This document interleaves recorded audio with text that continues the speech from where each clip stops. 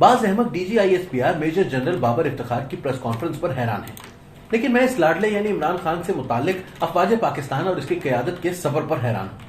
लाडले की खातिर अफवाज पाकिस्तान ने जितने ताने सुने, जितना अपने वकार को रिस्क में डाला, जितना इसको हुक्मरान बनाने और फिर इसकी हुकूमत को चलाने की कीमत अदा की, और इसके जवाब में लाडले ने जिस तरह से इस कौमी इदारे से सियासी जमातों को लड़ाने की साजिशें की, जिस तरह मुआशी और मुआशरती लिहाज से मुल्क तबाह करके फौज को इम्तिहान में डाला, जिस तरह खुद फौज को ब्लैकमेल करते रहे, जिस तरह आर्मी चीफ की एक्सटेंशन को ड्रामा बनाया, जिस तरह DGISI की तकर्रुरी से फौज को इम्तिहान में डाला, इक़्तिदार बचाने की खातिर जिस तरह अमेरिका से मुतालिक झूठ पर मबनी बयानियां अपनाया, सोशल मीडिया के जरिए फौज के खिलाफ जो गलीज मुहिम चलवाई और सबसे बढ़कर फौज की सफों में दरारें डालने की साजिशें की, ये कोई और करता तो न जाने कब का इसे नमूना इबरत बना दिया गया होता। लेकिन इनके मामले में अस्करी क़यादत मुसलसल सब्र से काम लेती रही।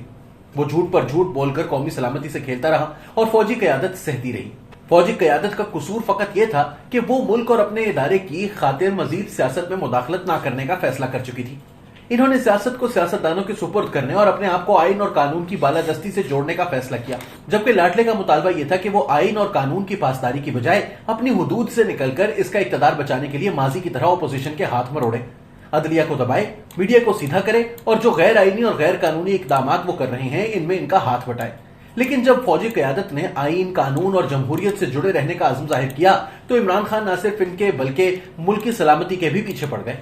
वो भी किसी ठोस बुनियाद पर नहीं बल्कि झूठ की बुनियाद पर। मैं पहले भी लिख चुका हूं और आज फिर याद दहानी कराता हूं कि 2 दर्जन से ज्यादा सहाफियों की मौजूदगी में साबिक DGISI lieutenant general Faiz Hamid कई माह कबल फरमा चुके थे कि अमरीकियों ने अड्डे मांगे हैं और ना हमने इनकार किया। इमरान खान के national security adviser Moeed Yusuf और शाह महमूद कुरैशी के बयानात भी रिकॉर्ड पर हैं कि अमेरिका ने अड्डे मांगे और ना किसी ने इनको एब्सोल्युटली नॉट कहा। ट्रंप के दिनों में अमेरिकी हुकूमत का इरादा कुछ और था, लेकिन बाइडेन इंतजामिया पहले दिन से यह फैसला कर चुकी थी कि ना अफगानिस्तान में अड्डे रखने हैं और ना पाकिस्तान में। वो मशरिक वुस्ता में मौजूद 20 से ज्यादा बेसिस को काफी समझती है। इमरान हुकूमत से उन्होंने एयर स्पेस मांगी, जो खुशी से इन्होंने दे दी।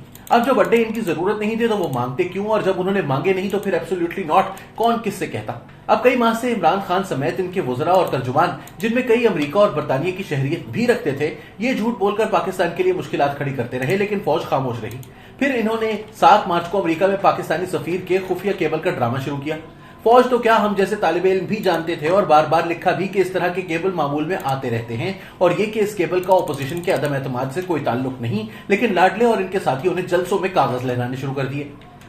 सफारतकार बखूबी जानते हैं कि इस काम के जरिए लाडले ने हर मुल्क में पाकिस्तानी सफारतकारों का काम कितना मुश्किल बनाया, लेकिन वो तसलसल के साथ ये झूठ बोलते रहे। केवल 8 मार्च को आई थी और 2 हफ्तों तक इन्होंने ना इसका जिक्र किया और ना अमरीकियों से कोई एहतजाज। फिर काबीना की कौमी सलामती कमेटी का इजलास बुलाया, जिसमें असल हुकूमती मेंबरान की बजाय हमाद अजहर और असद उमर जैसे गैर जरूरी मेंबर भी बुलाए। वहां हुकूमत ज्वाइंट चीफ और सर्विसेज चीफ को अदम एतमाद के सियासी मुदाखलत के झूठे बयानिए पर कायल ना कर सकी, क्योंकि ISI सारे मामले की तहकीक कर चुकी थी। चुनाचे खुद हुकूमत ने जो प्रेस रिलीज जारी की, इसमें अदम एतमाद या साजिश का जिक्र नहीं था, लेकिन लाडले और इनके तर्जुमानों ने इसकी ये गलत तशरीह शुरू कर दी कि सर्विसेज चीफ ने इनके मौकफ की तायीद की। फिर भी फौज ने सब्र से काम लिया और खामोश रही। पहले तो इमरान खान ऑपोजिशन को चैलेंज करते रहे कि वो अदम एतमाद ले आए, लेकिन जब ऑपोजिशन अदम एतमाद ले आई और इन्हें अंदाजा हो गया कि अब इनका जाना ठहर गया है, तो स्पीकर से आइन शिकनी करवा दी। फिर खुद आइन शिकनी करके सदर को असेंबली तोड़ने का मशवरा दिया। इससे भी काम ना चला तो अस्करी क़यादत से दरख्वास्त की कि वो इनकी 3 तजावीज ऑपोजिशन तक पहुंचा दें। उन्होंने इनकी खातिर ये काम किया, लेकिन ऑपोजिशन ना मानी। यहां एक बार फिर लाडले ने झूठ का सहारा लेकर तजावीज का मामला फौज के खाते में डाल दिया। वो फिर भी सब्र से काम लेती रही। फिर सुप्रीम कोर्ट ऑफ पाकिस्तान की हरकत की वजह से घबराकर उन्होंने स्पीकर को कुर्बान करके वोटिंग पर आमादगी जाहिर की, जिसके नतीजे में इन्हें वजीर आजम हाउस से रुखसत होना पड़ा।